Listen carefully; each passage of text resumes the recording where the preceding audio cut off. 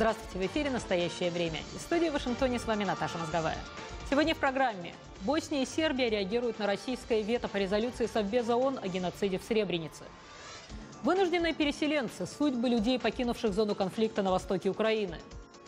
Угрозы в адрес журналистов заставляют некоторых из них покидать Россию. Начинаем с новостей из Праги. Катерина. Спасибо, Наташа. События дня в настоящем времени из Праги. Я Катерина Кочкина. Здравствуйте.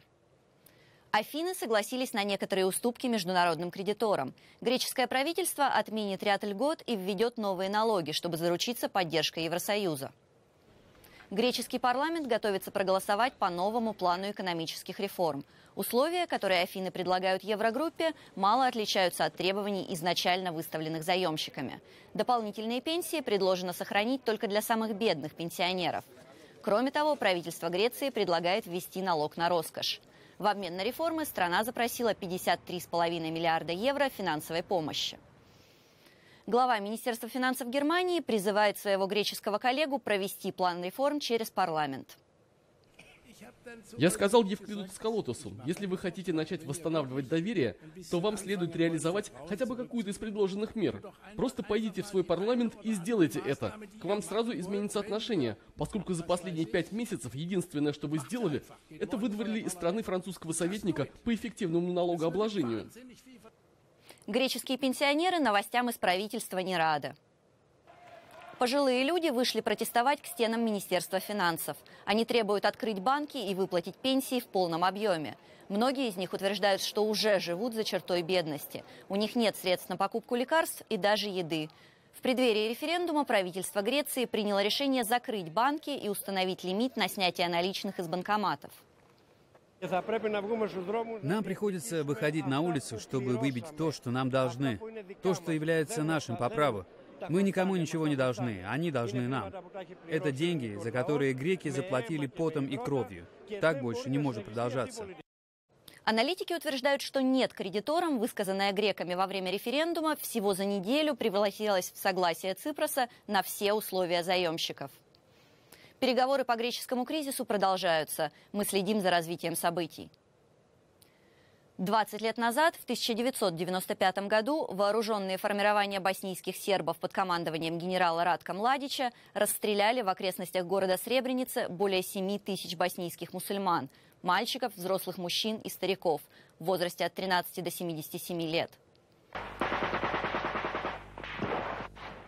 Во время Боснийской войны Сребреница была объявлена ООН анклавом безопасности для беженцев-мусульман. Несмотря на это, 11 июля 1995 года она была захвачена формированиями Младича. Женщинам и девочкам было позволено покинуть город на автобусах. Мужчины были расстреляны. Тысячи людей прошли в среду памятным маршем через леса возле Сребреницы. Великобритания предложила принять резолюцию Совбеза ООН, признающую массовое убийство в Сребренице геноцидом. Россия воспользовалась своим правом члена Постоянного совета безопасности и наложила вето на проект резолюции. Россия, которая поддерживала Сербию и боснийских сербов во время Балканских войн, назвала резолюцию вызывающей разногласия и имеющей односторонний характер. Ее принятие в нынешнем виде обострило бы ситуацию в регионе, заявил представитель России в ООН Виталий Чуркин. Жители боснийской столицы к этому решению отнеслись негативно. Боснийцы и все нормальные люди знают, что это геноцид, а те другие так и будут это отрицать. Это просто позор. В Сербии решению России наложить вето только обрадовались. Спасибо россиянам, нашим братьям, за то, что всегда нас поддерживают. Но я думаю, что это не бесплатно, что они попросят что-то взамен. События в Сребренице уже признали геноцидом Международный трибунал по бывшей Югославии и Международный суд ООН. Парламент Сербии осудил массовые убийства и выразил соболезнования родственникам жертв, однако отказался признать события геноцидом. Каждый год на мемориальном кладбище в Восточной Боснии появляются новые могилы, а в списках погибших новые имена. За время конфликта в Югославии, по разным данным, число погибших составило более 100 тысяч человек с обеих сторон, более 2 миллионов людей стали беженцами. Александр Касаткин, «Настоящее время». Каждый 9-й житель Украины нуждается в гуманитарной помощи. К такому выводу пришли в ООН. Статус вынужденных переселенцев получили почти 1 миллион 400 тысяч украинцев. В Одесской области вынужденные переселенцы из зоны боевых действий, которые уже год временно проживают в санаториях, могут оказаться на улице. У государства огромные долги, а централизованной программы расселения до сих пор нет. О жизни людей в одной известной здравнице расскажет Всеволод Ананьев. Ни там, ни тут. Из-за боевых действий Ирина Корниенко вернуться в родной Луганск не может. Но и в Одессе, куда бежала год назад, спасаясь от войны, она тоже гость нежеланный. Вместе с матерью и 8-летним сыном женщина уже второе лето ютится в крохотной комнате санатория «Куяльник». Вещи приходится хранить вот на шкафу, потому что их просто поставить некуда. Вы видите, как тесно в комнате, не говоря уже, чтобы разместить куда-то вещи. До порошка или до каких-то вещей сложно дотянуться, это мне приходится просить кого-то. Ирина, как и все вынужденные переселенцы-инвалиды, разместившиеся в санаториях Одесской области, не знает, что с ней будет завтра. Власти проживания не оплачивают и расселением не занимаются. Мы еще не знаем, мы никого не выселяем, мы как продолжали кормить и держим переселенцев у нас, мы это делаем. Волонтеры, взявшие шефство над переселенцами с востока Украины, выходом из сложившейся ситуации видят постройку поселка, адаптированного для колясочников и членов их семей. На реализацию проекта даже изыскались внебюджетные средства. Все упирается в разрешительные процедуры. Мы сейчас находимся на балконе одного из номеров Куяльника, и отсюда прекрасно видно, какое расстояние приходится преодолевать людям с особыми потребностями для того, чтобы добраться до цивилизации. Вон те дальние точки, это первые дома, отсюда начинается город. За пенсией, лекарствами и продуктами питания необходимо ехать в Одессу. Специализированного инвалидного транспорта нет. Всего в 4 санаториях Одессы и области проживают более 1100 людей с ограниченными физическими возможностями и членов их семей. А всего в регионе, по приблизительным подсчетам, более 30 тысяч вынужденных переселенцев с территории Донецкой и Луганской областей. Всеволод Ананьев, Максим Корзун. Настоящее время. Одесса. О чем сегодня говорят по ту сторону океана? Наташа? В США были проведены тестовые испытания модернизированной модели атомной бомбы. Истребитель атаковал условную цель бомбой без ядерной боеголовки на полигоне в штате Невада. Российские СМИ достаточно много внимания уделили этим испытаниям, прошедшим 1 июля. В частности, цитирую генерала Джозефа Данфорда. Он номинирован на пост главы Объединенного комитета начальников штабов. Моя оценка на сегодня – Россия представляет наибольшую угрозу нашей национальной безопасности. Это ядерная держава, не только обладающая потенциальными возможностями нарушить суверенитет наших союзников, что не соответствует нашим стратегическим интересам, но и делающая это. О чем идет речь на самом деле? В студии наш обозреватель Александр Григорьев. Саша, так что все-таки испытывали в Неваде? Испытывали очень старую модель авиабомбы, которая предназначена для нанесения ядерных ударов. Это семейство авиабомб было разработано в конце 60-х годов, их несколько видов. А в 2012 году было принято решение об их модернизации. Цель следующая. Во-первых, повысить точность этого боеприпаса и увеличить точность системы наведения. А во-вторых, допустить возможность использования этих бомб с небольшим ядерным зарядом, мощность взрыва условно 50 килотонн, вместо другой модели этой бомбы, которая нанесет боеголовку мощностью 350 килотонн. Что это позволяет? Теоретически это позволяет уменьшить масштабы ядерного заражения в случае нанесения ядерного удара. То есть это более безопасная бомба, если можно так выразиться. Да, это тактическое ядерное оружие, которое не регулируется никакими сообщениями. И это единственный боеприпас тактический, которым обладает ВВС США. Вот, я хотела обратить твое внимание, вот РИА Новости, например, цитирует эксперта Леонида Ивашова, который говорит буквально следующее. США готовы защищать однополярный мир с помощью ядерного оружия. Вот в Russia Today говорят, что это идет вообще в разрез с заявленным президентом Обамой так называемым миром без ядерного оружия, вот таким его видением. Вопрос, может ли действительно это изменить ядерный баланс между США и Россией, вот эти испытания? Это не способно, потому что ядерного баланса в тактических боеприпасах не существует. Никто не знает, сколько их у России, никто не знает, сколько их у США, это во-первых. Во-вторых, ядерная доктрина США, опубликованная в 2010 году, предусматривает обновление и модернизацию имеющегося ядерного арсенала, в том числе тактического, что предполагает, что новых образцов вооружений не создается. Россия, напомню, активно модернизирует и создает новые модели стратегических ядерных вооружений. То есть вот тут есть некоторые моменты, которые в Соединенных Штатах вызывают беспокойство. Ну и, естественно, можно вспомнить о том, что Россию Соединенные Штаты обвиняют в том, что Россия нарушает договор именно о уничтожении ракет малой и средней дальности, испытывая ракеты, крылатые ракеты с ядерными боеголовками. То есть взаимных претензий много, и заголовки, в общем, не очень приятные в последнее время. Ну, как обычно, будем следить за развитием событий. Спасибо. В нашей студии был обозреватель Александр Григорьев.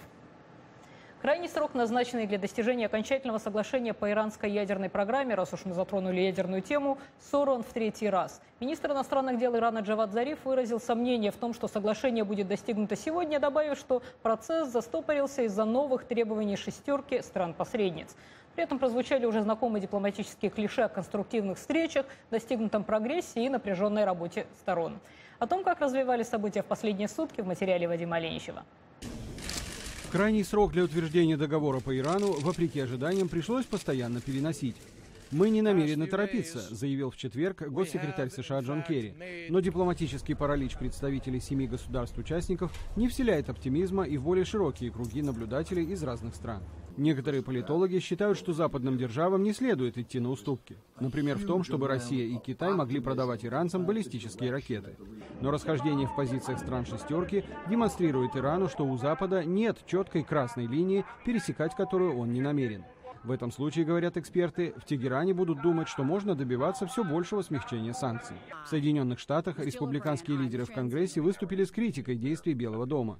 Республиканцы требуют прекращения переговоров и возобновления санкций в полном объеме. Позволяя Ирану нарушать пункты ранее заключенных соглашений, говорят они, администрация Обамы преподает иранским властям урок, который обернется против нее. Власти Ирана могут решить, что им выгодно отсутствие какого-либо соглашения. Провал переговоров выставит администрацию США в крайне невыгодном свете. Например, иранцы ожидают отмены санкций, введенных в связи с их ядерной программой. Америка же готова к этому только после того, как иранские ядерные объекты будут проверены специалистами из МАГАТЭ. Но согласия на это Тегеран пока не дает. У нас есть трудные вопросы, которые остаются нерешенными, но переговоры продвигаются в верном направлении. По этой причине мы остались здесь, чтобы продолжить работать. Совершенно нормально, что стороны проявляют твердость, но надо попытаться достичь согласия. Надеюсь, нам удастся пройти последние метры дистанции и добраться до финиша. В то же время европейские представители на переговорах, по-видимому, настроены на заключение договора в ближайшие дни и пытаются добиться того же от США. Во всяком случае, Верховный комиссар ЕС по вопросам внешней политики Федерико Могерини заявила в интервью, что время пришло и решение должно быть принято сейчас. Одним словом, Белому дому и его союзникам пора наконец решить, что для них более приемлемо. Возможный срыв переговоров или достижение соглашения с Ираном, которое, скорее всего, не будет выгодным для Запада. Вадим Оленичев, Андрей Дегтярев. Настоящее время. Вашингтон. Еще одна ближневосточная тема. США и Объединенные Арабские Эмираты открыли на этой неделе информационный центр «Саваб» по противодействию пропаганде террористической организации «Исламское государство». Речь идет о программе, которая будет оперативно реагировать на террористическую пропаганду в социальных сетях, в особенности на сообщения, которые касаются вербовки новобранцев, сбора средств и запугивания местного населения. САВАБ будет координировать контент между участниками коалиции по борьбе с ИГИЛ. Сейчас в нее входят 63 партнера. С тем, чтобы представлять позитивную альтернативу тому негативному видению, которое навязывают террористы. Заместитель госсекретаря США Ричард Стенгел в интервью корреспонденту телеканала «Аль-Хура» объяснил, каков будет посыл нового ресурса. Одна из идей центра «Саваб» — попытаться остановить приток иностранных боевиков, чтобы, если кто-то обсуждает, ехать или нет, сказать им, что мифология, создаваемая так называемым исламским государством, это фальшь. Понимаете? Халифат — это не рай. Там нет водопровода, электричества и доступа к интернету. Медиасоставляющая не отменяет военной кампании против исламского государства. Авиаудары против позиций боевиков продолжаются, и было нанесено уже более 5000. Другая тема. В России все больше журналистов не только подвергаются цензуре, но и практикуют самоцензуру. По словам некоторых журналистов, угрозы в интернете давно стали для них обыденностью. О запретных темах для СМИ в России, атмосфере ненависти и расследованиях угроз журналистам мы поговорили с Олегом Кашиным и Кариной Орловой. Репортаж Ануша Витисян. Сегодня Ходорковский, Венедиктов, а завтра я. Карина Орлова, ведущая радиостанции «Эхо Москвы», оказалась в Вашингтоне после того, как ей стали угрожать в Москве. Орлова сообщила об этом в полицию, которая завела уголовное дело по статье 119 «Угроза убийством». Однако результатов пока нет. По словам журналиста, через месяц ее проинформировали, что расследование дела временно приостановлено в связи с невозможностью установить лиц, подозреваемых в совершении преступления. То есть для полиции оказалось непосильным трудом российской зайти на страницу человека, который мне послал эту угрозу, вот, и отследить IP-адрес. Я вас попрошу отреагировать на заявление главы Чечни Рамзана Кадырова. Эта история началась после эфира программы «Особое мнение» 8 января, где Карина с гостем Максимом Шевченко обсуждали нападение террористов на редакцию «Шарли Эбдо» и заявление Рамзана Кадырова, который назвал Михаила Ходорковского своим врагом и врагом ислама. После этого эфира врагом ислама, а точнее Рамзана Кадырова, была названа сама Карина. Напомним, ранее глава Чечни выступал с критикой журналистов радиостанции. Однако, по словам Орловой, угрозы не заставили ее заниматься самоцензурой в эфире. Это именно противостояние, хотя СМИ не может вообще противостоять никому. Но, к сожалению, нас власть сама заставляет становиться в какую-то оборонительную позицию, соответственно, защищаться, потому что они на нас нападают. А они нас изначально объявили национал-предателями, врагами, просто за то, что СМИ, как СМИ во всем мире, мы, там, журналисты, критикуем действия власти. Собственно, для этого СМИ нужны. По словам журналиста Олега Кашина, эта атмосфера ненависти в России создавалась сознательно и в течение нескольких лет. Лет, наверное, 15 назад, когда тогдашний Кремль, времен Владислава Суркова, буквально нанял представителей агрессивных субкультур из интернета на службу себе. То есть это были контркультурные сайты, там, Удавком и так далее, люди, на которых, ну, как бы в шутку общались между собой угрозами убийства, изнасилования и так далее. И это, ну, собственно, с годами стало мейнстримом. То есть это вполне такая искусственная история, культ вот такой агрессивной полемики в интернете, это политика. Олег Кашин, который был жестоко избит в ноябре 2010 года в центре Москвы, преступников пока не нашли, сейчас в Москве, хотя до этого долго жил в Европе. По его словам, он покидал Россию по семейным обстоятельствам. Говоря о безопасности журналистов, Кашин подчеркнул, что в России нет социальных групп и профессий, которым угрожает особая опасность. В России просто очень высок уровень и насилия реального, и насилия риторического, словесного, которое там, при любом соприкосновении с реальностью оказывается тоже реальным насилием. Это повышенная опасность, но при этом она не настолько критична, чтобы бояться в ней жить. Карина Орлова в целях безопасности перебралась в Вашингтон. Отсюда она продолжает работать на радиостанцию «Эхо Москвы». Ануша Витисян, Анатолий Кашенко. Настоящее время. Вашингтон. Коллеги в Праге, эфир снова ваш. Ожоги от асфальта получила 5-летняя девочка в городе Березовский, это Средний Урал. Рабочие, которые обновляли дорожное покрытие, не оставили предупреждающих знаков. Вот ребенок и увяз в раскаленной смеси. Однако наказывать виновных не спешат ни чиновники, ни правоохранители. Тему продолжит Екатерина Пономарева.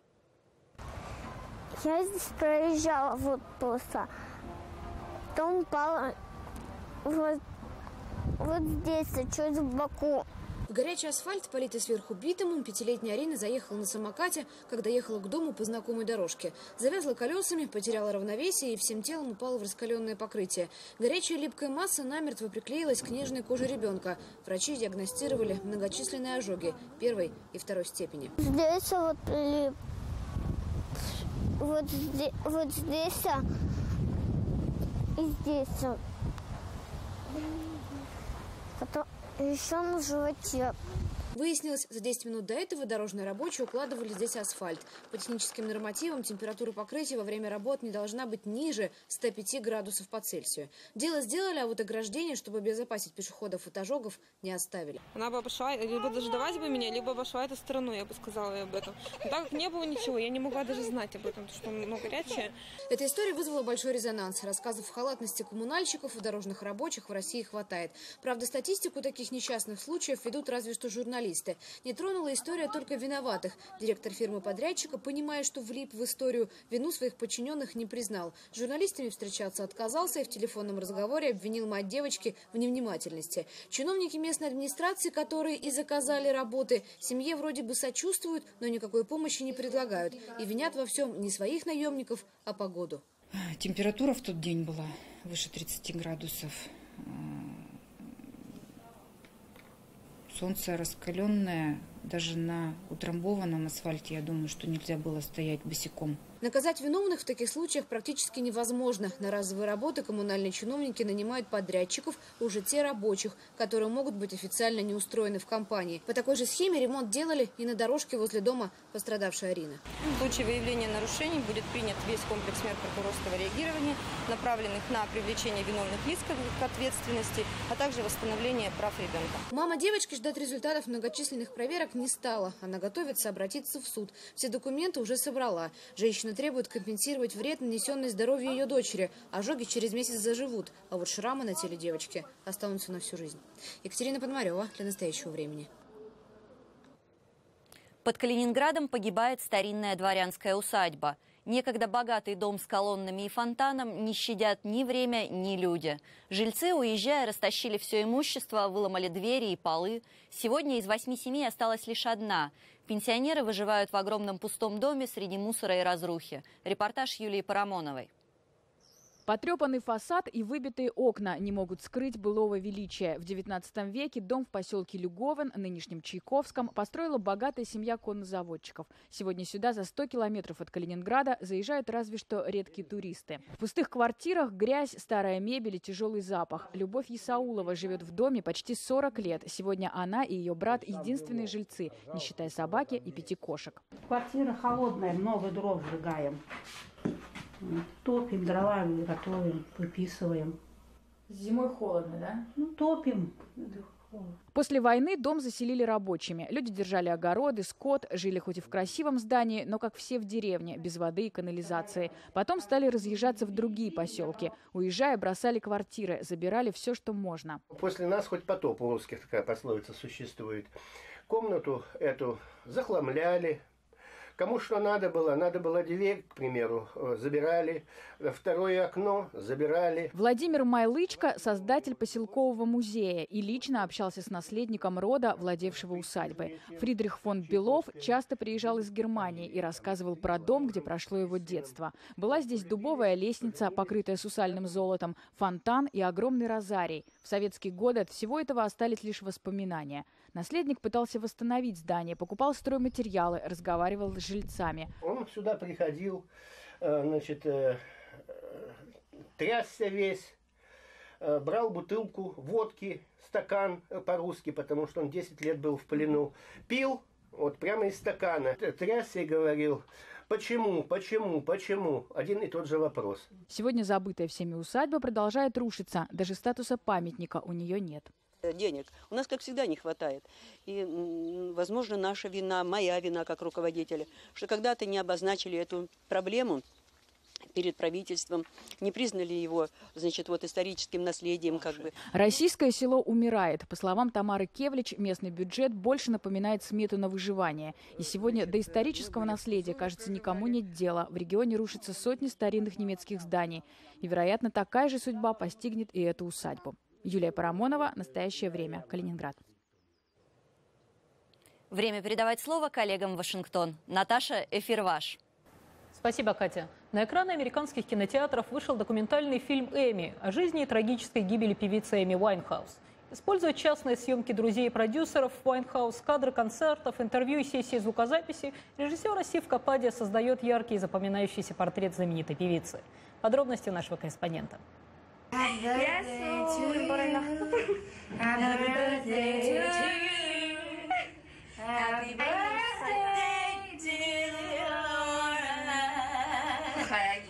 На этой любительской съемке 14-летняя Эми Уайнхаус уже обладает поставленным хрипловатым голосом, который растекается словно мед.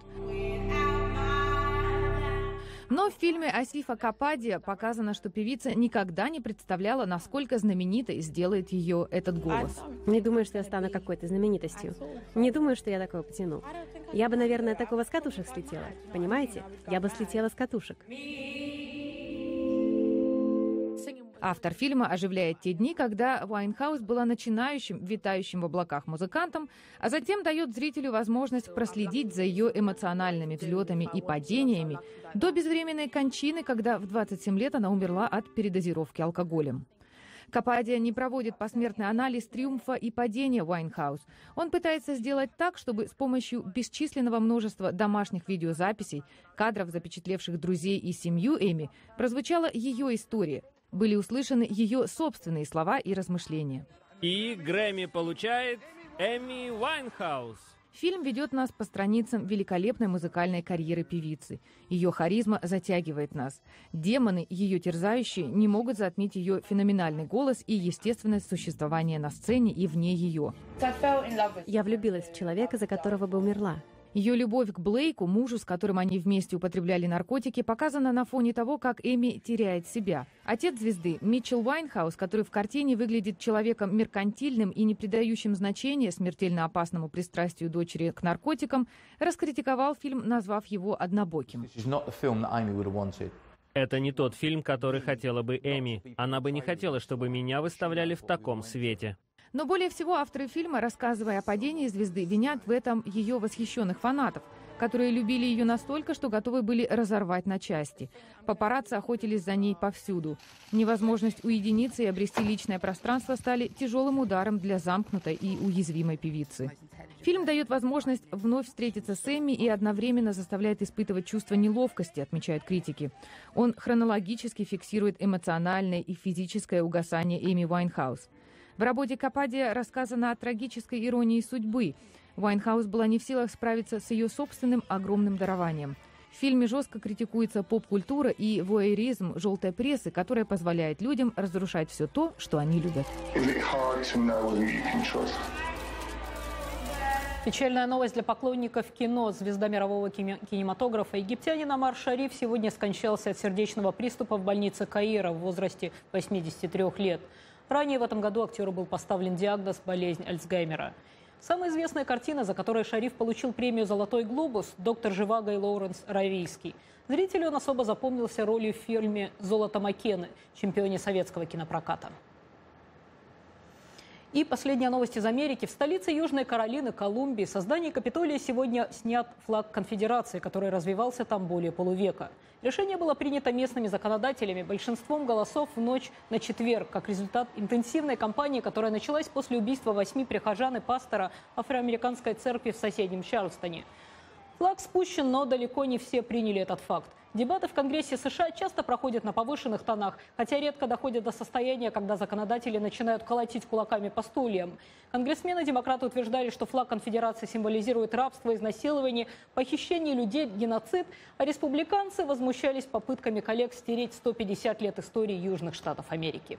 На этом наша передача подошла к концу. Спасибо, что были с нами. Завтра смотрите программу «Настоящее время. Итоги». Спасибо. Мы благодарим наших коллег в Праге. Спасибо, Наташа. О самых интересных, на наш взгляд, событиях уходящей недели вы можете узнать из программы «Настоящее время. Неделя», которую подготовила моя коллега Дарья Соловьева. Смотрите в воскресенье в эфире своих национальных телеканалов или на нашем сайте currenttime.tv. Здравствуйте! В эфире программа «Настоящее время. Неделя». В студии Дарья Соловьева. Я и мои коллеги расскажем о самых важных и интересных, на наш взгляд, событиях последних дней. «Нет» по-гречески в конечном итоге превратилось в «да». В несколько измененной форме правительство Греции все же приняло все условия кредиторов. Специальные чохлы для газового баллончика. Полицейская академия в Украине. Первая серия. Выпускники уже патрулируют улицы Киева. На очереди Львов, Одесса и Харьков. Безотносительно именно к вам. Почему поднятый над головой Земфиры украинский флаг вызвал шквал эмоций в российском шоу-бизнесе? Очень много пропаганды, милитари. Make war, not love. Рок-фестиваль «Нашествие» превращается в военный парад. Президент Ильхам Алиев хочет меня убить. Независимый журналист Эмин Милли об угрозах его жизни, ситуации в Азербайджане и первых европейских играх. Я вам не скажу за всю Одессу. После нескольких лет простоя Одесская киностудия реконструировала павильоны, закупила технику и возобновила съемки фильмов. На этом мы прощаемся с вами. Увидимся на следующей неделе. Настоящее время. Катерина Кочкина. Всего доброго и до свидания.